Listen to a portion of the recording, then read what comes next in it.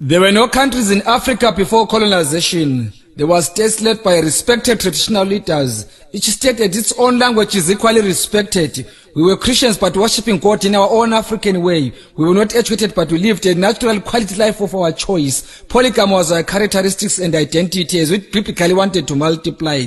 We had glorified and dignified traditional weddings that were merely divorced. Our skin color wasn't black but chocolate brown. We didn't use money but lived healthy and fairly on barter trade. We didn't have hospitals but we had our own traditional doctors. There was love, peace and harmony amongst us. There was no hunger, poverty, corruption, fraud, murder and hate. A neighbor was treated like a family, not a foreigner or an alien.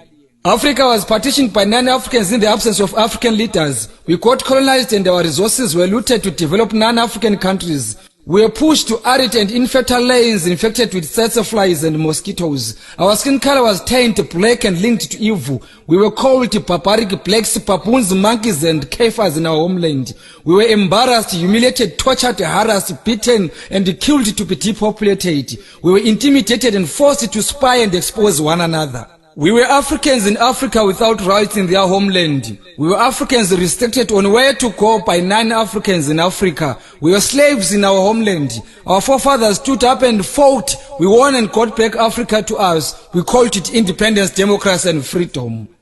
African independence didn't come alone. HIV mounted on us. Poverty heavily came on us. Unemployment fell on us. Chaos blossomed to us. Cancer carried away our lives. Sanctions were added to us. Now it's hunger, drought, earthquakes and cyclones. Where did we go wrong in Africa as Africans? African countries are all independent from their former colonial masters.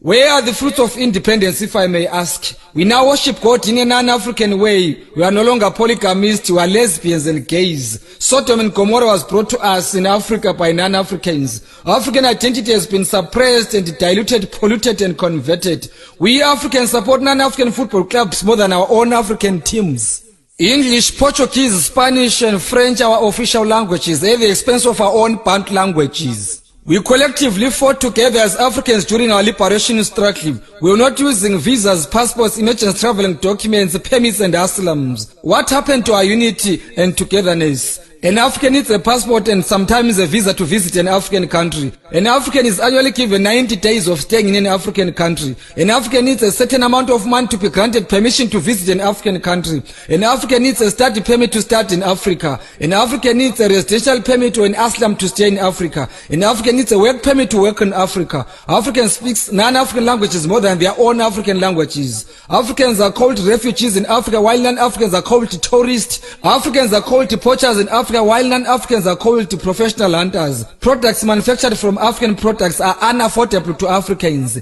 Is this what we call independence in Africa? Why are Africans beggars while we have flora and fauna?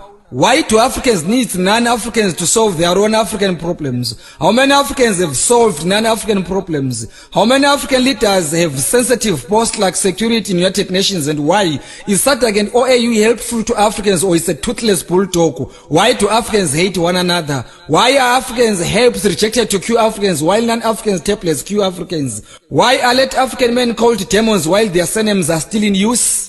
Our own traditional healers are now evil. Our own traditional leaders are politicians as puppets. Our traditional herbs are no longer important but useless. Who own businesses in Africa? Who owns land in Africa? Who are investors in Africa? Who is controlling African economy? Why are Africans still living in squatter camps in Africa? Why are Africans migrating to 9 African countries? Why are some African countries sanctioned? Who killed Gaddafi and why was he brutally killed? How far has Libyan economy improved after Gaddafi's brutal assassination? Where is African independence? Cry, my beloved Africa, until all Africans feel at home in Africa. Cry, my beloved Africa, until Africans completely gain total control of their natural resources. Cry, my beloved Africa, until child and human trafficking is over. Cry, my beloved Africa, until human abuse is ironed out. Cry, my beloved Africa, until Bantu languages are internationally recognized. Cry, my beloved Africa, until freedom of speech and freedom after speech prevails. Cry, my beloved Africa, until all African heroes and heroines are honored when still alive. Cry, my beloved Africa, until human rights are respected, not violated. Cry, my beloved Africa, until better life for all arrives to all Africans. Cry, my beloved Africa, until all Africans have decent shelter. Cry, my beloved Africa, until education and health is for free. Cry, my beloved Africa, until all Africans afford decent meals. Cry, my beloved Africa, maybe our Lord will bless cursed Africa one day. I'm not an African politician, but an African patriotic poet. I'm a patriotic African ambassador through poetry. My message to Africans remains very clear and loud.